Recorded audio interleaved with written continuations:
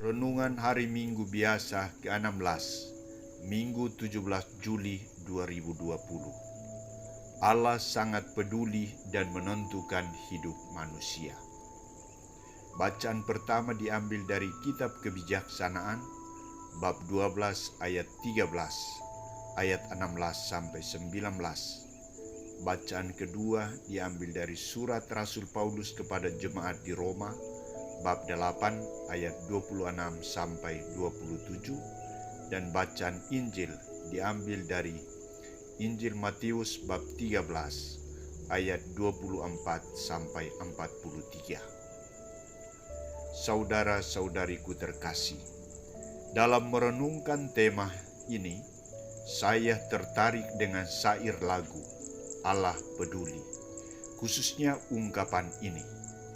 Allah mengerti, Allah peduli segala persoalan yang kita hadapi, tak akan pernah dibiarkannya ku bergumul sendiri, sebab Allah mengerti. Ungkapan syair lagu ini menunjukkan bahwa Allah sangat peduli dan menentukan hidup manusia. 3 bacaan hari ini juga mengungkapkan sikap Allah yang sama. Saudara-saudariku terkasih, penulis Kitab Kebijaksanaan menunjukkan sikap kepedulian Allah terhadap manusia sebagai berikut. Allah digambarkan sebagai Allah yang Maha Kuasa dan Maha Adil. Kekuasaan dan keadilannya tak perlu diragukan ataupun dipertanyakan oleh manusia. Karena Dia sungguh-sungguh adalah Tuhan, bukan manusia. Ia mempertimbangkan segala sesuatu dengan tepat dan bijaksana. Ia tidak pernah main kuasa dan bertindak tidak adil. Ia memberikan hukuman kepada orang yang tidak percaya dan mengadili dengan belas kasihan. Ia memberikan kesempatan terus-menerus kepada orang berdosa supaya bertobat dan kembali kepadanya. Ia sangat peduli dan menentukan hidup manusia. Saudara-saudariku terkasih, lebih lanjut Santo Paulus menekankan kepedulian Allah dengan manusia melalui tindakan. Roh Kudus membantu kita dalam kelemahan kita. Ia mengajar bagaimana cara berdoa. Ia menyampaikan keluhan-keluhan kita kepada Allah. Maka Santo Paulus mengajak kita agar membuka diri, membiarkan Roh Allah mengisi hidup kita, membiarkan Allah berkarya di dalam diri kita, dan mengubah semua derita menjadi sukacita. Manusia tak dapat hidup dan berkarya tanpa Roh Kudus. Pertanyaan, mengapa Roh Kudus bertindak demikian? Karena Allah sangat peduli dengan hidup kita. Saudara-saudariku terkasih, Santo Matius menggambarkan sikap Allah yang peduli dengan manusia melalui perumpamaan tentang gandum dan lalang. Dalam perumpamaan ini, Yesus menampilkan 2 hal yang sangat bertentangan. Seorang penabur benih yang baik dikontraskan dengan tindakan musuh yang menaburkan benih lalang. Sulit untuk membedakan kedua benih ini. Perbedaan baru akan muncul ketika gandum telah berbulir atau berbuah.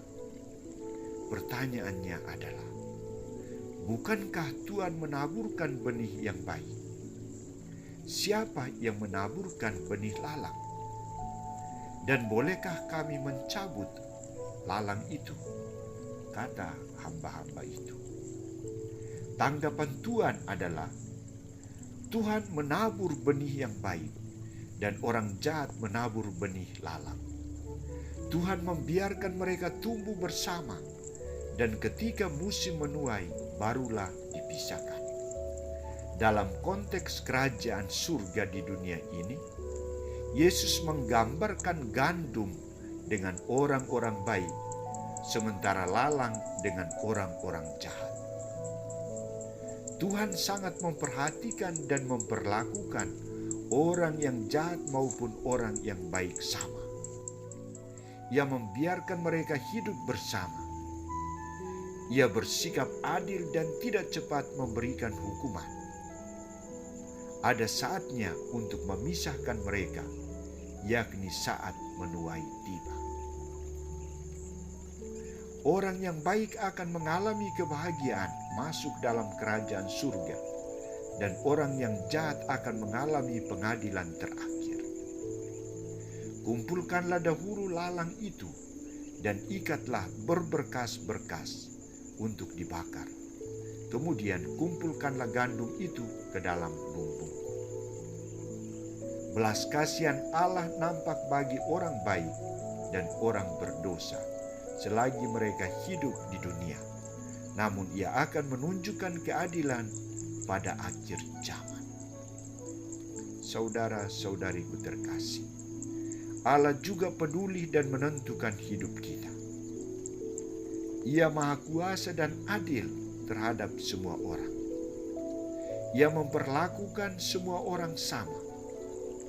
Ia mempertimbangkan segala sesuatu secara tepat dan menentukan hidup kita.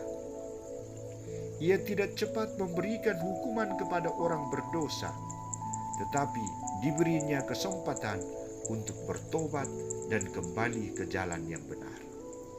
Sikap Allah ini mengajak kita untuk berbenah diri menjadi orang yang berlaku adil dan peduli.